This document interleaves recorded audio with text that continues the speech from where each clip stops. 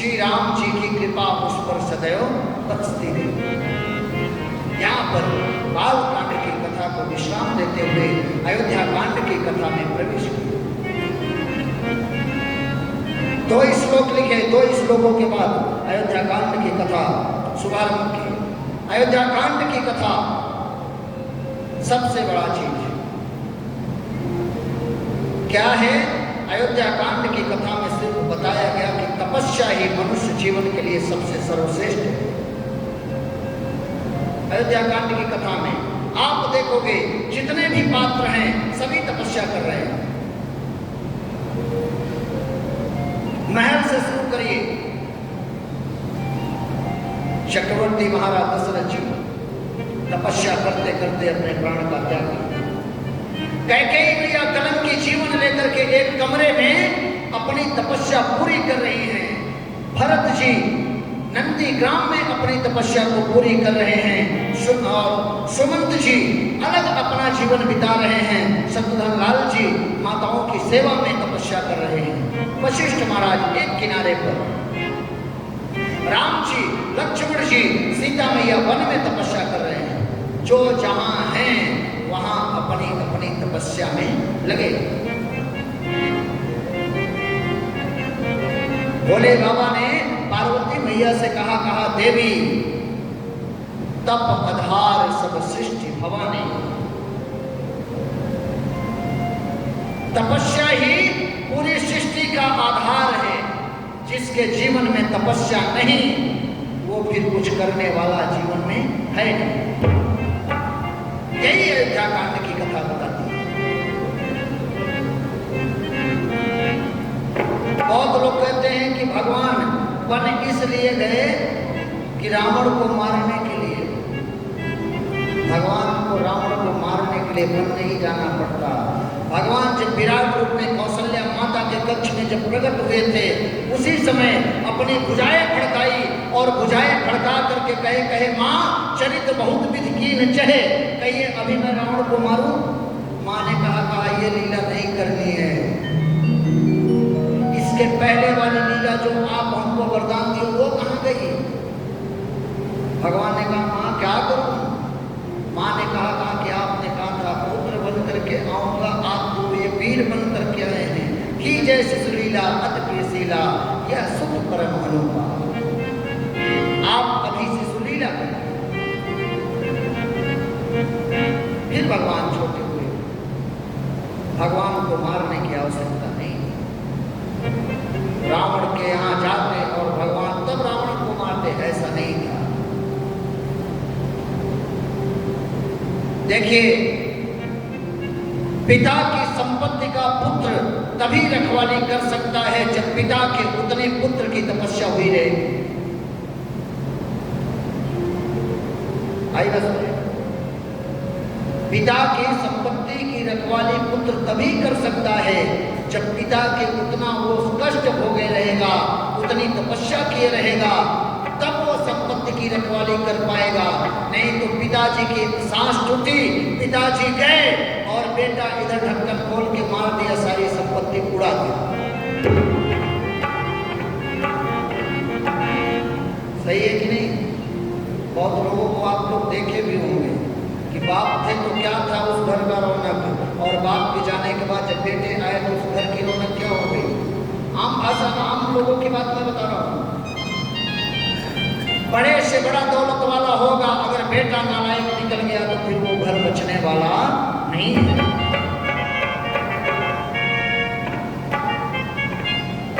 राम जी देखे कि पिताजी हमको राजा बनाने वाले हैं और मैं आज तक जीवन में कोई तपस्या नहीं किया। और जब तपस्या नहीं किया तो मैं अयोध्या के राज सिंहासन पर कैसे बैठ करके अयोध्या के राज सिंहासन को संभालूंगा।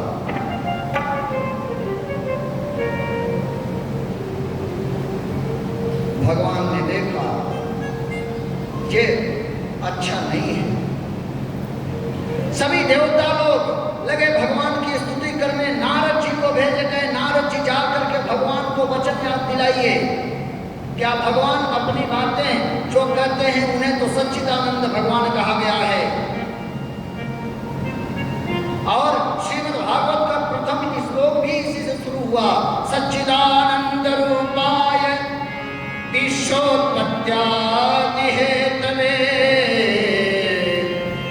तापत्रे विनाशाय क्षेत्रक्षणाय वयं नमः। भगवान क्या है? सच्चिदानंद भगवान, जो बोलते हैं सत्य करते हैं। नारद जी को भेजे गए जाकर के आप भगवान को एक वचन याद दिलाइए, राजगद्दी पर बैठने जा रहे हैं। नारद जी आए, भगवान को कह गए प्रभु आप ये क्या करने जा रहे हो? भगवान ने नारद जी को समझाया, कहा आप चिंता मत करो, जाओ हम सब संभाल लेंगे, समय आने दो। भगवान को वन किसने भेजा? बताइए। आज के बाद कभी मत कहना कैकेयी मैया बन गई। कैकेयी मैया अपने वचन का पालन किए हैं। अन्य रामायणों की कथा आती है, कैकेयी मैया से भगवान बचपन में ही वरदान मांगे थे। भगवान 7 साल के थे। कैकेयी मैया बैठी हुई थी, भगवान राम जी खेलते खेलते गए, कैकेयी मैया की आंख बंद की। खेलते खेलते कैकेयी मैया की आंख बंद किए, कहे कहे मां मुझको पहचानो। कैकेयी मैया कही कि राम के सिवा कौन हो सकता है? मेरी आंख छोड़ राम। राम जी ने कहा मां मैं आंख तब तक नहीं छोड़ूंगा जब तक जो मैं मांगूंगा उसको आप देने के लिए नहीं होगी, तब तक मैं छोड़ूंगा। कैकेयी मैया कही राम अगर तू अपनी मां का प्राण भी मांग लेना तो ये मां तुझे हंसते हंसते अपना प्राण दे देगी।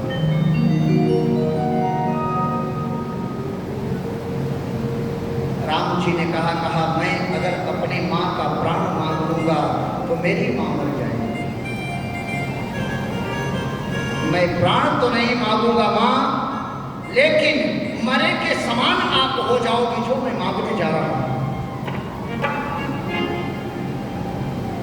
आपको कोई भी अच्छी दृष्टि से नहीं देखेगा। महाराज आपका त्याग कर देंगे। भरत आपको कभी मां नहीं बोलेगा।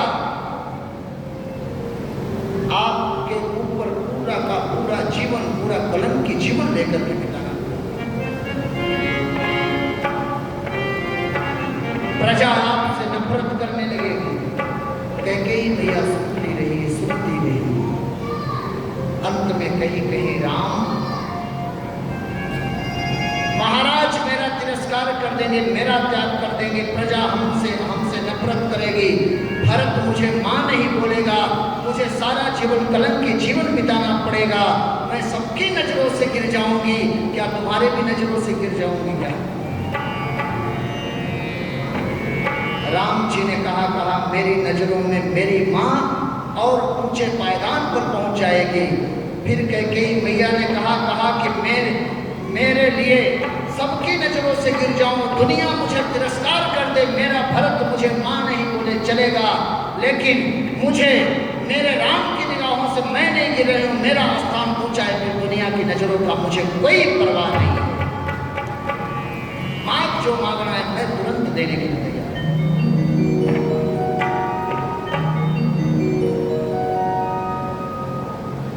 राम जी ने कहा मां मैं जो मांगने जा रहा हूं उसे ध्यान से सुनना। आपके सिवा इस चीज को कोई पूरा भी नहीं कर सकता।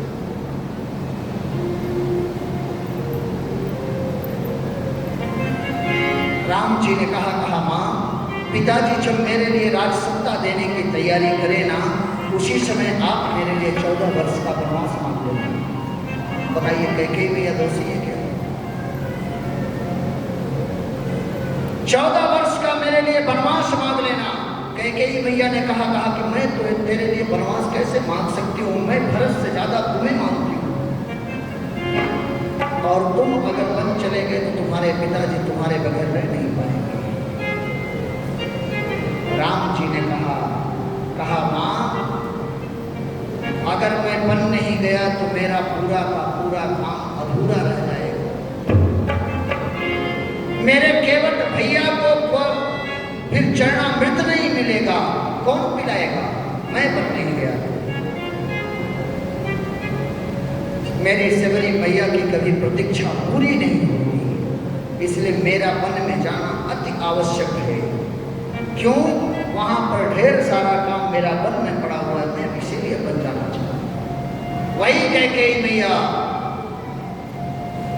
आज चक्रवर्ती महाराज दशरथ जी जब राज सत्ता देने की तैयारी किए, कैकेयी मैया मंथरा की सहायता से वरदान मांगे। पहला वरदान क्या? सुनहु प्राण प्रिय भाव जी का देहु एक बर भरत ही जीवा। पहला वरदान क्या मांगी? भरत के लिए अयोध्या की राजगद्दी। क्यों मांगी? मैं देखूं मेरा भरत अयोध्या के राज सत्ता का लालची है कि राम का भक्त निकलेगा। मेरी कोख से कैसा पुत्र मेरा जन्म लिया है, इसलिए भरत के लिए अयोध्या की राजगद्दी मांगी। देखूं ये मेरा भरत अयोध्या के राज सिंहासन पर बैठता है कि नहीं, ये मांगी। चक्रवर्ती महाराज ने कहा रानी ठीक है, पहला वरदान तो ले ले, दूसरा वरदान मांग। कैकेयी मैया वरदान मांगते हुए पूरा शरीर कांप गया, आंख से आंसू बहने लगे। लेकिन कैकेयी मैया इतना कठोर हुई, लेकिन कठोर होते हुए भी हाथ दोनों जोड़े। मांगहु दूसर पर कर जोरी। दूसरा वरदान हाथ जोड़ दी। पूर्वहु नाथ मनोरथ मोरी। दूसरा वरदान हाथ जोड़ करके कही गई, मेरी मनोकामनाएं आप ही पूरी कर सकते हो, अन्यथा कोई पूरा कर नहीं सकता। पूरा शरीर कांप रहा है कैकेयी मैया। अपने हृदय को पत्थर के समान बनाई और बना करके मांग ली। कौन सा दूसरा वरदान? तापस वेश विशेष उदासी 14 बरिस राम बनवास। तपस्वियों का वेश बना करके राम के लिए 14 वर्ष का वनवास, ये मेरा दूसरा वरदान। चक्रवर्ती महाराज जी कुछ नहीं बोले, कहे रानी, राम अगर मेरी आंखों के सामने से गया तो मैं बच नहीं पाऊंगा,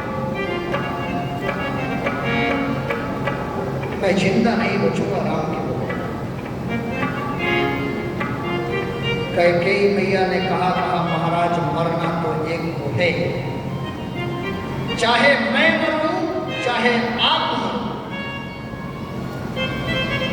कैकेयी मैया सीधी बात कही कि सुबह होते ही प्रात होत मुनि वेश धरि जौन राम बन जाए, तब मोर मरण राउरे यजस लिप समझिय मन।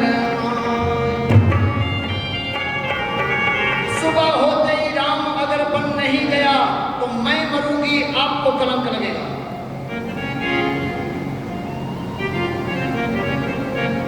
मैं मरूंगी, आपको कलंक लगेगा। आप धर्मशील राजा हैं, आपको सभा में जा करके बैठना है और आप कलम की जीवन लेकर के कैसे लोगों के बीच में जा पाओगे ये बताओ। इससे अच्छा ये चक्रवर्ती नरेश समझ गए कैकेयी मुझे मारना चाहती है।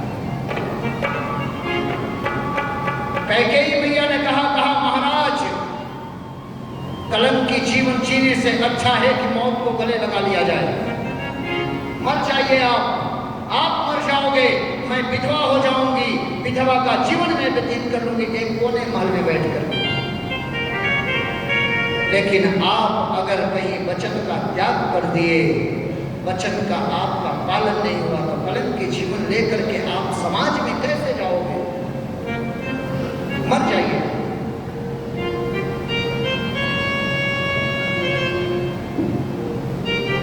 चक्रवर्ती महाराज कहे गई आज उस राम के बारे में तुम बोल रही हो जो राम अपने दुश्मन के भी सदैव अनुकूल रहता है, प्रतिकूल नहीं होता। वो राम आज अपनी मां के प्रतिकूल कैसे हो गया? राम को तू सबसे ज्यादा प्रेम करती थी, लेकिन आज राम के लिए तू वरदान बन भेज नहीं है। चक्रवर्ती महाराज कहे जास स्वभाव अरिहियनु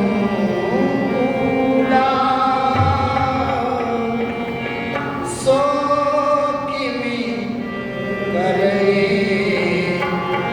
मात प्रतिकूल। मेरे राम के स्वभाव अपने शत्रु के भी कभी विपरीत नहीं होता, उसके अनुकूल रहता है, प्रतिकूल नहीं होता। कैकेयी राम को तुम भरत से ज्यादा मानती हो और आज अपने राम को तुम दूर भेज रही हो। पूरी रात दशरथ जी महाराज राम राम रटते रहे। सुबह हुई, आज राज तिलक का दिन है, पूरे नगर को सजाया गया है दुल्हन की तरह। सभी मंत्री आकर के द्वार पर खड़े हुए। महाराज हर रोज जग जाते थे सुबह सुबह भोर में, लेकिन आज सूर्य भगवान ऊपर आ गए, अभी तक जगे नहीं। क्या बात है? तब तक सुमंत जी आए। सभी मंत्रियों ने कहा कि महामंत्री आप जाकर के महाराज से पूछिए, जगाइए जाकर के, अभी तक महाराज जगे नहीं।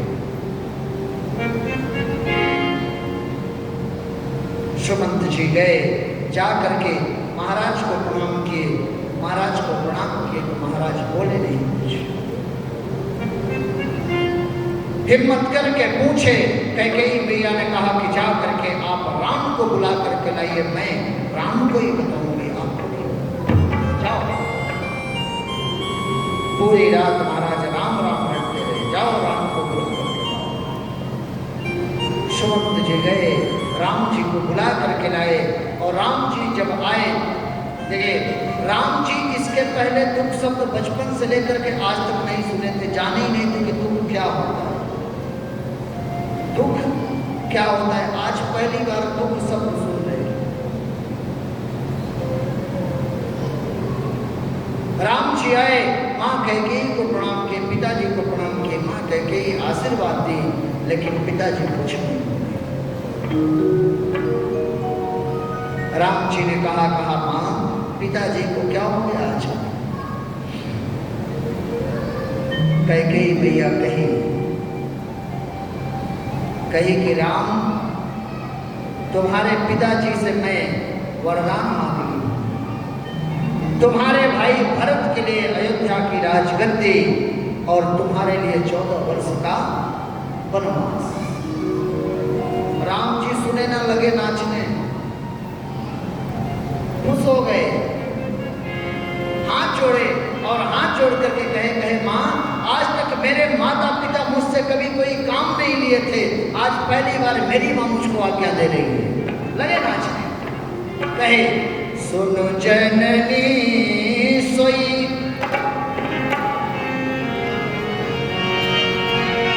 सुनो जननी सोई सुत बड़ भागी, जो भी तुम्हारो वचन अनुरागी। सुनो जननी सोई सुत बड़ भागी, जो भी तुम्हारो वचन अनुरागी।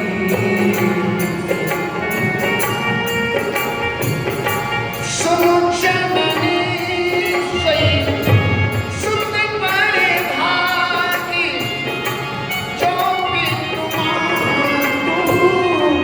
वचन अनुरागी। सुनो जननी सोई सुत बड़ भागी, जो भी तुम्हारो वचन अनुरागी। कहे भरत राम प्रिय पावहि राजू, भरत राम प्रिय पावहि राजू, विधि सब विधि सन्मुख आजू। भरत राम प्रिय पावहि राजू, विधि सब विधि सन्मुख आजू। भरत राम प्रिय भगवान लगे नाचने। कहे माँ, आज मेरी माँ पहली बार मुझे कुछ काम, और आज विधाता ब्रह्मा मेरे अनुकूल हो गए, मेरे सन्मुख है विधि सब विधि भास सन्मुख आजू। मेरा प्राणों से प्यारा मेरा भाई भरत अयोध्या के राज सिंहासन पर बैठेगा और मैं वन में जाऊंगा। सब प्रकार से ब्रह्मा जी मेरे अनुकूल हैं। देखिए, मैं आप लोगों को एक दिन स्मरण कराया था ये बात कि संसार का वो पुत्र दुर्लभ है जो माता पिता के वचनों का अनुरागी हो जाए। चरणों के अनुरागी सभी पुत्र होते हैं, लेकिन वचन का अनुरागी संसार का दुर्लभ पुत्र होता है। राम जी कहे माँ, पिताजी इतनी सी बात को लेकर के इतना ज्यादा परेशान, अवश्य मुझसे कुछ अपराध हो गया है। कैकेयी मैया ने कहा राम, तुम में अपराध करने की कोई पात्रता ही नहीं, तुम कहां से अपराध करोगे? यही बात जो मैं बताई हुई, इसीलिए तुम्हारे पिता इतने कष्ट में। राम जी ने कहा माँ, मैं जा रहा हूँ, अपनी माँ कौशल्या से विदा लेकर के आता हूँ, मैं तुरंत बन जाऊंगा। भगवान गए माँ कौशल्या के कक्ष में। कौशल्या मैया को यह बात पहले पता चल चुकी है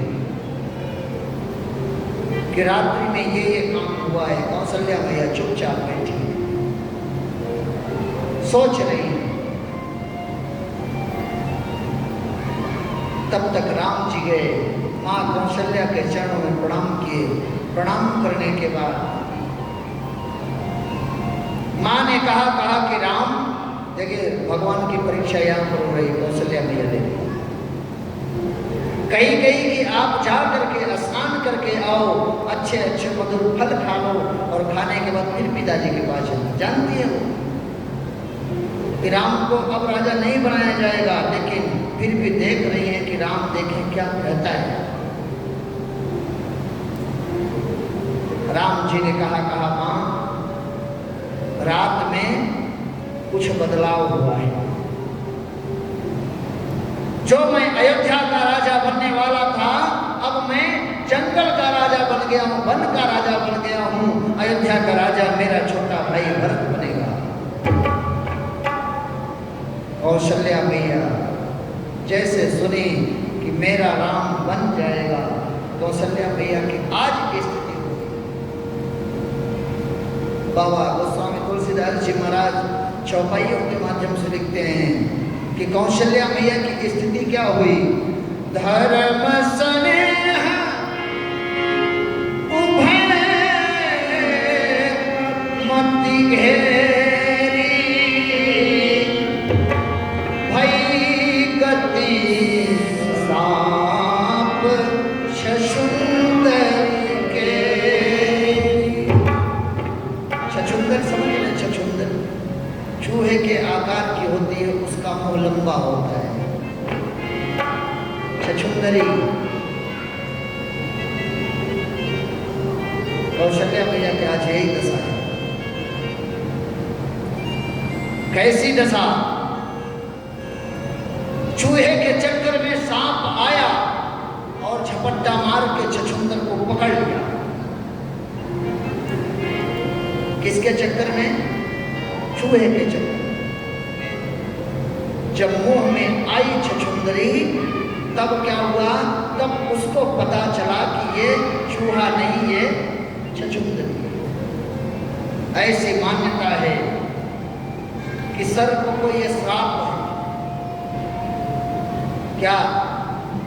कि छछूंदर को अगर सर्प मुंह में लिया और लेकर के पेट के अंदर निकल गया, यहां से यहां आई, तो वो क्या होगा? मर जाएगा, सर्प मर जाएगा। और अगर वहां से वापस मुंह से बाहर निकालता है तो आंख का अंधा हो जाएगा। आइए ना, आइए तो फिर से बताएं। छछूंदर को सांप पकड़ा, अगर अंदर ले लेगा तो मर जाएगा, और अगर वापस बाहर मुंह से बाहर छोड़ता है तो अंधा हो जाएगा। इस स्थिति में सर्प क्या करेगा? बताइए।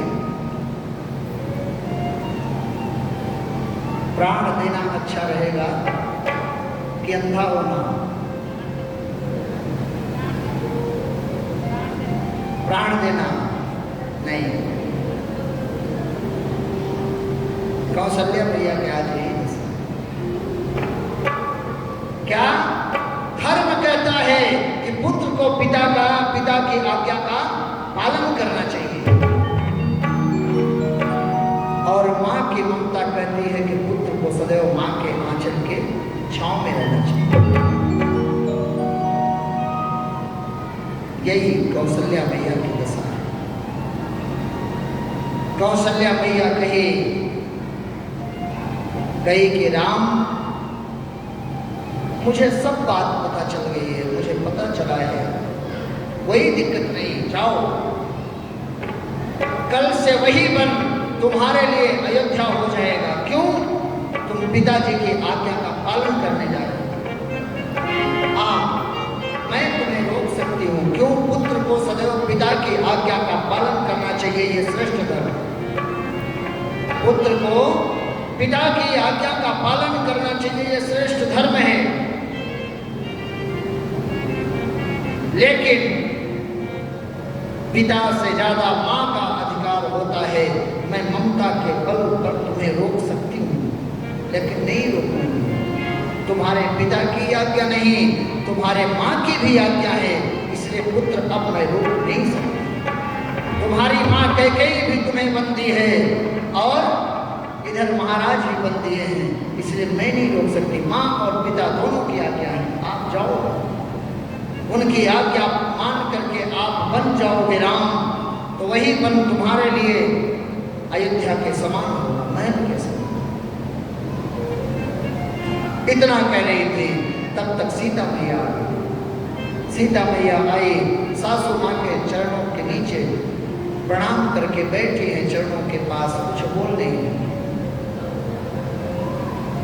राम जी समझ गए, उठाए, कहे प्रिय, जंगल में ढेर सारे पहाड़ पर्वत रहेंगे, नदियां रहेंगे, खतरनाक जानवर रहेंगे, आप मेरे साथ वन न चलो, आप वन चलने लायक नहीं हो। सीता मैया ने कहा प्रभु मैं वन चलने लायक नहीं हूं, क्या आप वन जाने लायक हैं? भगवान निरुत्तर हो गए। कहे प्रिय, मेरे जाने के बाद माताओं को तकलीफ होगा, पिताजी की स्थिति ठीक नहीं है, गुरुदेव हैं, माताओं की सेवा कौन करेगा? सब तो हैं, सिर्फ मैं नहीं हूं यहाँ, बस ही। सीता मैया कही प्रभु